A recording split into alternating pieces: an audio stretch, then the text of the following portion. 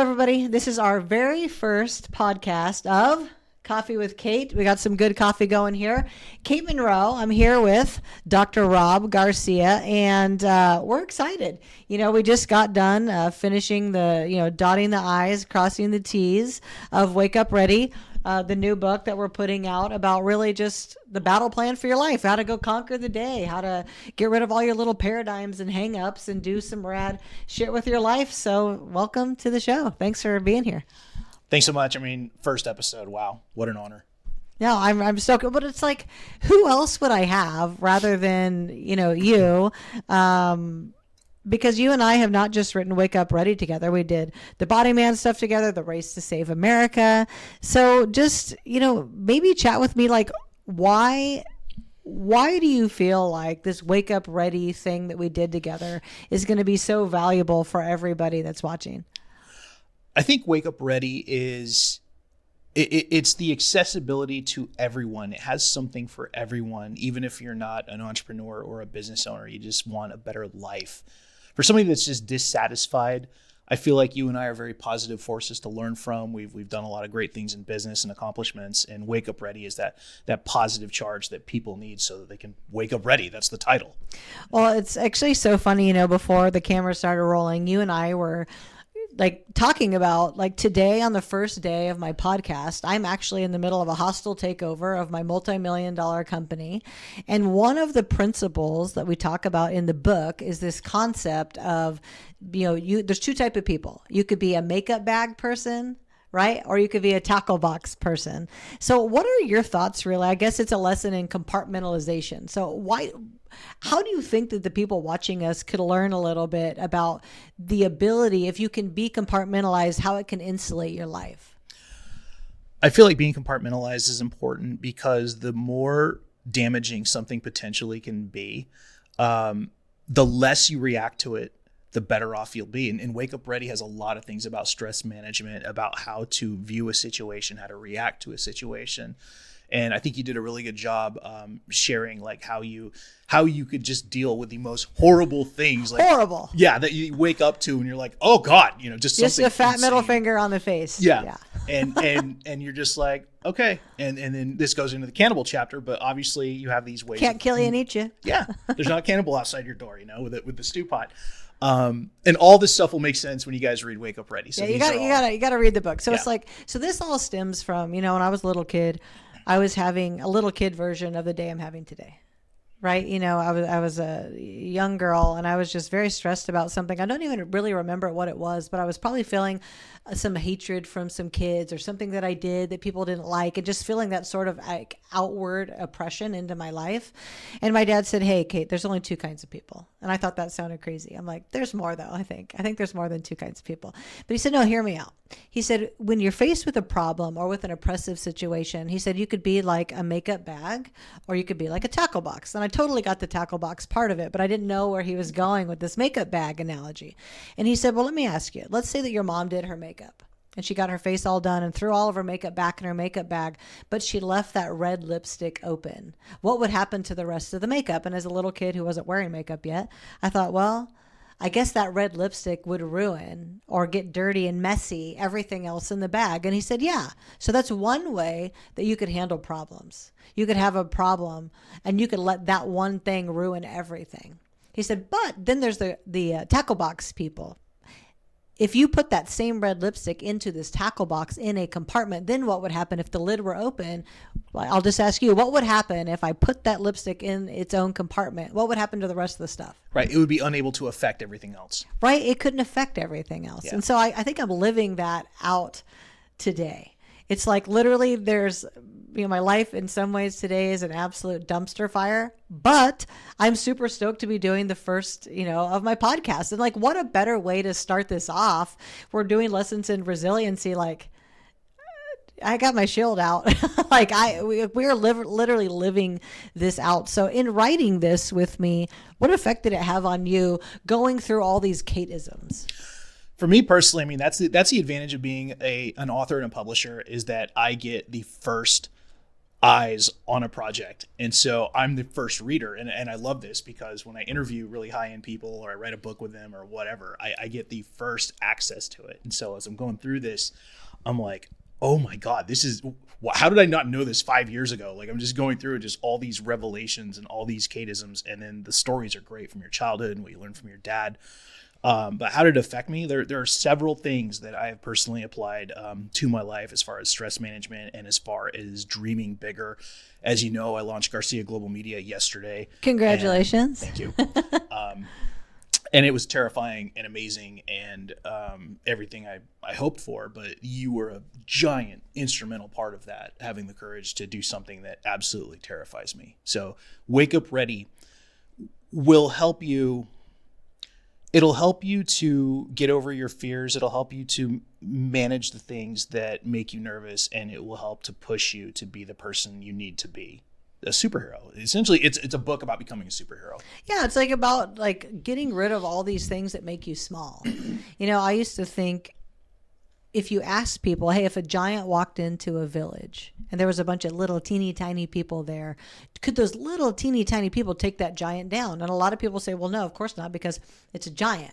But if those little people had enough ropes that they could throw over that giant, it would be very easy to make them small. And I think that's what happens in our lives, right? There's all these little external forces that make us small, but we don't realize we can just snip each one of those ropes one at a time, and then we can stand all the way back up. And I guess this is really about unlocking people's ability to deal with external forces by being fuller on the inside. Do you feel like that is?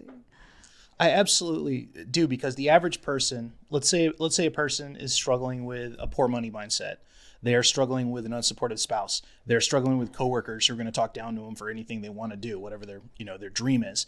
And so when you start to mitigate these things and you start to realize that none of that affects me if my passion is big enough, that's what this book will really do. It'll really kind of show you, hey, nothing bad is going to happen if you chase your dreams. Nothing, there's no monsters going to jump out of the closet if you try and write a book, or if you try and like get on TV, or you start a horse farm, or whatever your goofy, crazy dream is. Because I've chased a lot of goofy, crazy dreams, and I've won quite a bit. Now that I meet people like you, the more you do, the more you win. Yeah. My dad, I get a lot of like my dadisms, right? But he always says you can't win a race you don't enter.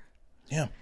So it's like I try to enter as many races as I can. And looking back on all of the failures I've had in my entrepreneurship or in my creatorship life, I would say that each one of those failures taught me something like, aha, I learned this that I won't bring to the next thing. Okay, I know now I can't be undercapitalized. Hey, I didn't have a business plan. Hey, I had the wrong partners. I didn't have a good enough idea, quite frankly, in order to make this work. Yeah. And so hopefully when people go through this exercise, they realize like, hey, there's some things that I need to delete out of my life. So after reading the book, what was something that you thought, man, this is something I may need to change about myself?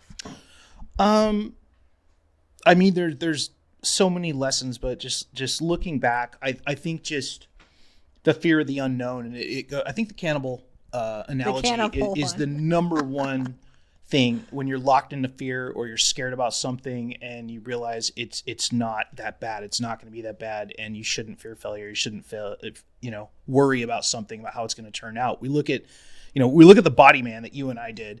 And for those of you that don't know about the Body Man, it's my first fiction book I've ever written. You absolutely crushed it, by the way. Thank you. Killed it. Yes. I've written probably 12 books, and they've always been about teaching. They've always been nonfiction. And Kate just shows up and demands this book from me. And there was never even a question of, Rob, do you want to do this? So here's what we're doing. Yeah. And it's like, hey, take these details, create this world, and then I'm going to review it and give you suggestions and all this stuff. And we make this amazing action novel that already has like traction. So we got press releases out. We have a trailer. Kate just goes and films a trailer with Navy SEALs, like everybody does. Yeah. And helicopters and big guns and stuff. Yeah. Bodymanbook.com. You can see the trailer. I've gotten nothing but compliments on it. People look at it. They're like, that Kate made a movie. They're like, how cool are you? Yeah. And so the fact that Kate pushed me out of my comfort zone, she literally shoved me out of the boat and said, yeah, you're good enough. You're going to write this action novel. And I think I sent you like 2 chapters and you said, yeah, you're hired. Yep, go. You're the guy. Get it. And was it challenging? Yeah. Was it an ongoing process where we had to go back and fix some stuff? Absolutely. But I'm very proud of what we did together. It's a movie quality book. It's we have plans for 5 of them. And the point is, on my own, I never would have had the courage to do this, to write this book. I wouldn't even have the idea of writing these books. It's always been in the back of my head. But because Kate came and she was confident, and she did something in leadership that is we need to see more of. She empowered me and gave me the confidence. Said, Rob, I believe you're the guy for this. You can do this. And then she just left me alone. She didn't micromanage. She didn't call me every day and say, hey, you should do this or that. She just left me alone, said, hey, send me a draft when it's done. And the end result was incredible. And I'm excited to see where it goes. We're talking about possibly making it into a feature film. I mean, it really, I think what it comes down to, I was thinking like, who's the audience for Coffee with Kate? Right. And there's a few audiences. I think, one of the audiences is just people who are like, hey, I'm trying to get into entrepreneurship. Hey, I'm trying to conquer some things I'm battling with in life. Like, hey, I'm trying to learn something new to empower myself. But I was thinking, like, I employ a lot of young people. It's something that I take a lot of pride in. They end up being like my kids. And I think that there's this next generation of up and coming creators, this next generation of young people that don't, like, their parents, unfortunately, are not like our parents, right? You and I, 45, a little older than 45, but we had a totally different childhood than kids now. They have a lot more anxieties and little hangups and what they think they can actually do and what they think is even possible in life. Like, I remember being little and my dad said, you're the only thing standing in your way of being anything. These young kids, if you ask them, hey, right now, if you could go sit in a chamber and go night-night forever, would you do it? And half of that generation, they've been polled, would just walk off of life. But our generation wouldn't. It's just a totally different dynamic. And I'm hoping that we can speak to this younger generation and they can get some traction and get dusted with some of the grit and stuff that we have so that they can get traction in their lives, because it hurts me because I have a 7-year-old. Like, he's going to be even more behind the curve ideologically. So what are your feelings on, like, generationally, our generation versus their generation, of what they need? That's an epic question. Essentially, I'm not one of those guys that just says, younger generations are weaker or whine more or complain. I mean, the older generation always does that, regardless of what time period you're picking. Yeah, right? You guys suck. But there are foundational things that every generation needs to learn. And the first one is reacting to failure and not being scared of failure. Failure is the greatest teacher you're ever going to have. I have failed forward my entire life. I've done everything wrong. I've done everything you're not supposed to do. And I still managed. I never took my SATs and I got a PhD. I never finished pre-algebra and I was an engineering teacher. Like, my life is full of all these like weird. I think it comes down to just getting shit done. Yeah. Like, people are like, oh, how'd you get all that done? Well, I did a lot of stuff, right? Yeah. It's like, hey, you might not know how to write a fiction book today. It doesn't mean you can't, or find somebody that's willing to, right? It's good to partner with people. It's good to have collective ideas. And I think it's something that is really missing for this next generation. And for most people, is having a good mentor. Like, who are you trying to be? Where are you trying to go? Can you find a person that's there, that's willing to go work for that person? Go give them some of your free time. Go and learn and be an asset to them. So, yeah. I mean, in your opinion, do you think that this next generation should be looking for somebody to impart and, give them some of them? Because that's what I try to do. I try to give a little bit of me to them. Yeah, they need 2 things, actually. They need to build a network around whatever their interest is, and a mentor. They need somebody that can shape them, that can show them how to go up the ladder, but they also need a cohort of people that are kind of in a similar place. By doing those 2 things, incorporating those 2 things in my life, I've found a lot of success that way, by surrounding myself and then trimming the fat, like getting rid of the bottom 20%. I don't want people with negative attitudes. I don't want complainers. I don't want people who are constantly in drama or problems. And when you get rid of these people who have this dark cloud, your life gets a lot better and your stress levels go way down. Well, it's so funny you say that, because there's people that are watching us right now that are that dark cloud. Some of you are dark cloud. Sorry to say that. But the thing is, that dark cloud person has sort of put that dark cloud on as part of their brand. Like, my personal brand is that I'm sour and like I'm like this, but it's really only hurting them, because people will relieve themselves of you if you stay sour too long. So you got to look inside yourself and go, why do I like this about me? Why am I holding on to this nastiness? Because you're absolutely correct. In the last 2 to 3 years, I've been trying to level up my life, and I realized that the higher I climb, the more people that I've had to let go of, because they were like a weight around my ankle, and at some point it's like, I try to help you get rid of that dark cloud. You weren't willing to do it. So what is your advice to all the people that are watching right now that go, shit, I might be the dark cloud in somebody else's life? First of all, you got to decide, are you a ladder or are you an anchor? And people fall into either of those. Are you a ladder or are you an anchor? It's Garcia original, trademarked. Because people in my life are either ladders or anchors. We'll call those G units. Are you getting people are you helping people rise are you elevating as a ladder? People? Or are you dragging them down to where you're at, like an anchor? And I was a very negative, Kate won't believe this, but like 10 years ago, I was a very, very negative person. I was a typical bro vet. Everything was like somebody else's fault. I was a complete asshole. I chased away a lot of people when I first started off in business, and all I was trying to do was sell things. I was not a good person to be around. And I met a spiritual coach that just showed me to work on myself and help me to stop hating everything and having this weird veteran mentality of the world owes me something. And once I started... Like you had some entitlement. Oh, I had plenty. Yeah. And I finished my PhD. I thought I was like smarter than everybody. Like I had all these problems, Kate. I was fucked up. So glad I met you now. But we could have done some of this counseling then. Yeah. But the thing was being accountable and being self-reliant and understanding like, dude, you're not a fun person to be around when you have this attitude. And I had to have somebody like tell me. And once I started realizing this stuff, it was like, okay, I need to work on me. I need to change my personality. I need to be more selfless. I need to really think about things outside of myself. And I find that insane. I evolved. Given how I know you now. Right? And that's like, part of what we talk about in the book is this concept of not to write a new chapter in an old book, but to write a whole new book. And it sounds like to me, you went through a season where you had to say, hey, some of these behaviors and characters and things I'm doing don't belong in this new book. Like I must have met you a book or two from where you were, because I tell you all the time, what did I tell you that one day that made you smile? I said this about yourself. Like every time that you leave me a message, how did I compliment you?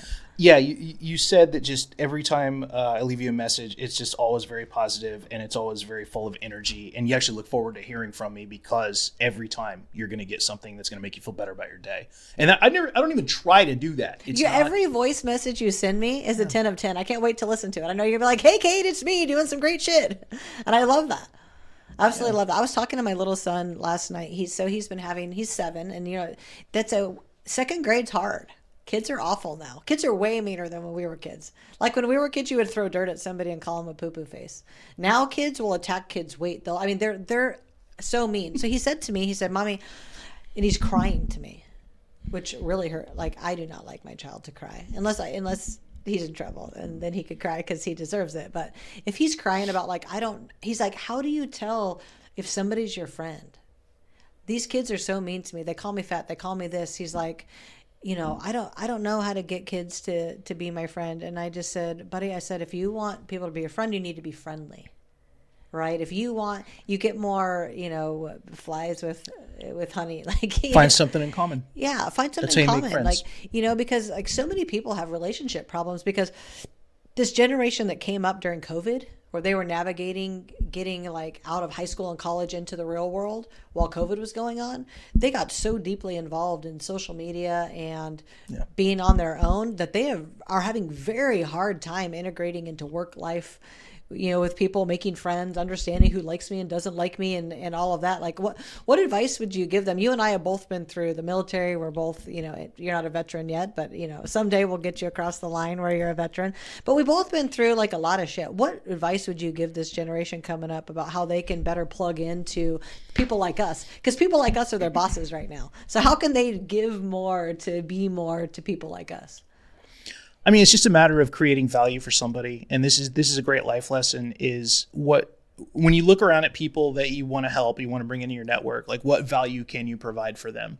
And there's 1,000 ways I can make somebody's life better. Sometimes I just promote them on social media. Sometimes I'll interview them. Sometimes I'll, send them a client, just something but you send them a voice message. Yeah. You look at what provides value for somebody and what their love language is or what they're into. And that's how you can ingratiate yourself to them and create that rapport.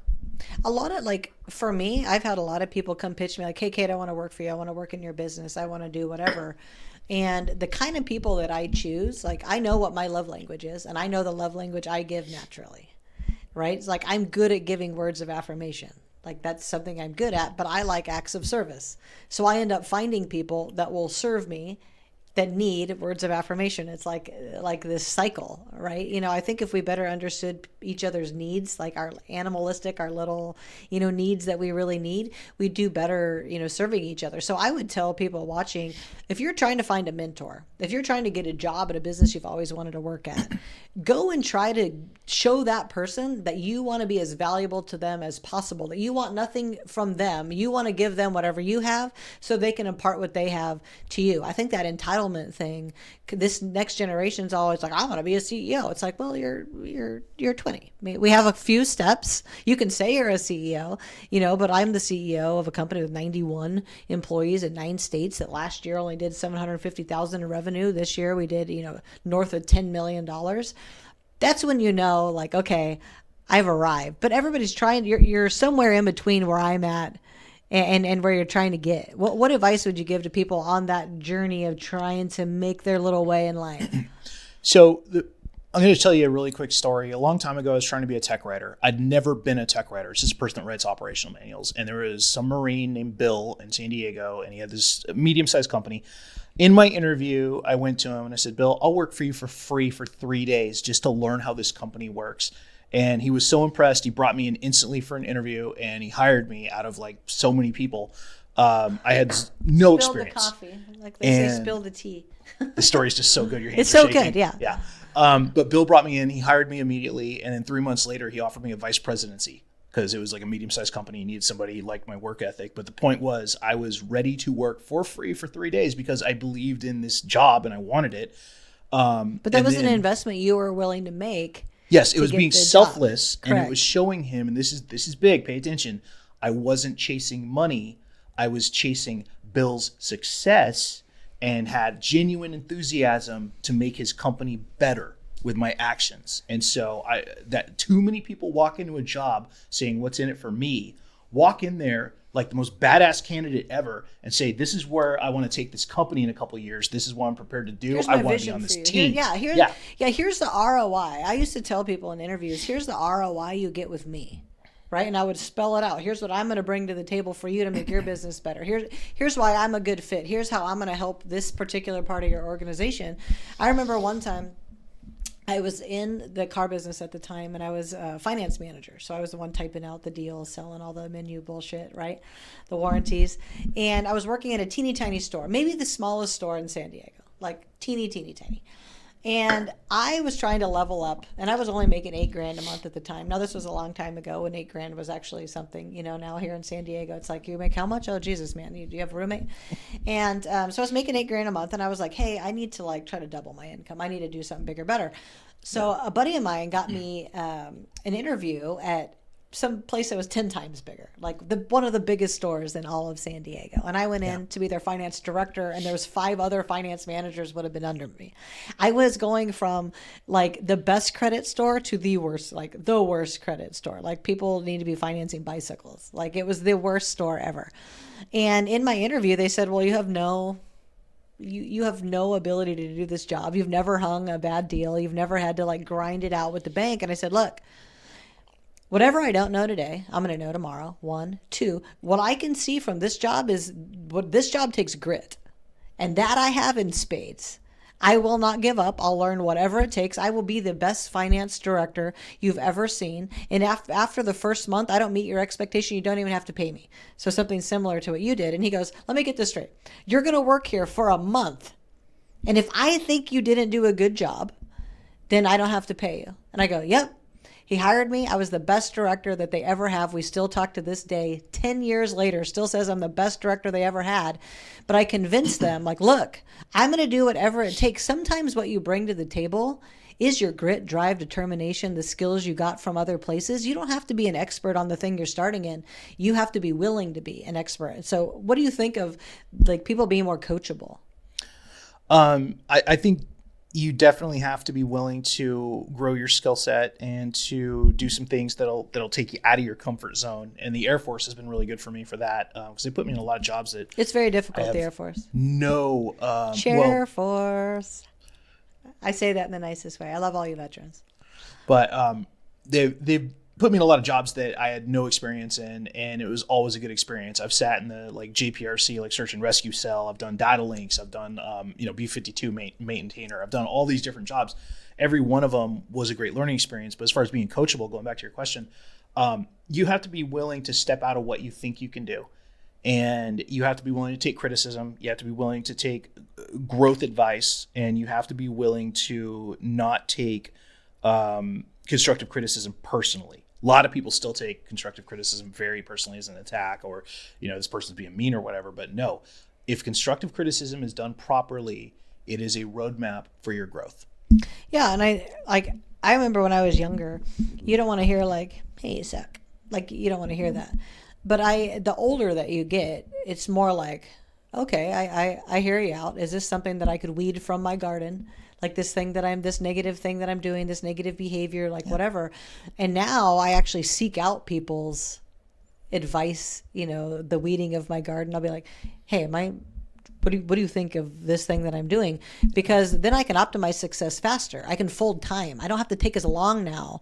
As the older you get and the more wise that you get, you can do things in shorter distance. Like you and I have been able to write how many books together now? A few books. We wrote 3 in a year. Yeah, Four.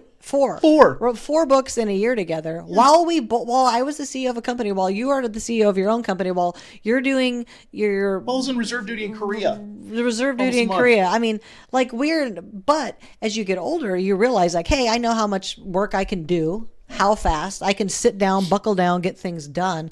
Like, it's so funny, Eliza, who works for me, she told me before she started working for me, she would be convinced that she could only do like 2 or 3 things in a day.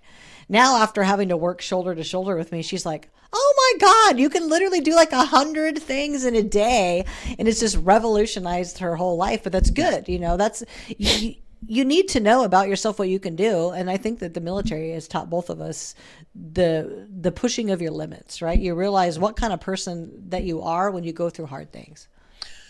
Yeah. And I really like the place we're at in life right now, because we are post-military. I'm still doing the reserves, but that's pretty easy compared to the active duty stuff. You love it. But it's I love the fact that we can take the things that were taught to us, the skill sets from the military, and then we can apply our own personal, brands and our personal actions to our businesses to find success. We're at a place where we can draw from a lot of things. You talk about wisdom. I mean, we're both in our 40s, so now we can draw from experience versus just relative intelligence or education or anything like that. We actually have been on this earth long enough to where we have this amazing repository of knowledge that we can bring to what we're doing. I'm telling you, I've never felt like taller, better, faster, stronger than I feel right now in my 40s. But if any of you are watching and you're in your 40s and you're not feeling how we feel, there's hope.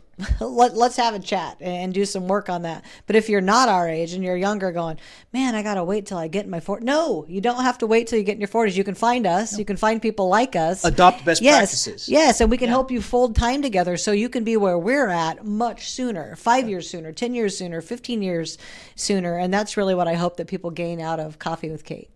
Yeah, I love it. Yeah. I'm so glad you were my first guest on the day when my business is a complete dumpster fire. We'll look back in a year and we'll be like, remember that time when we did my first podcast and literally my life was on fire, and look at us now.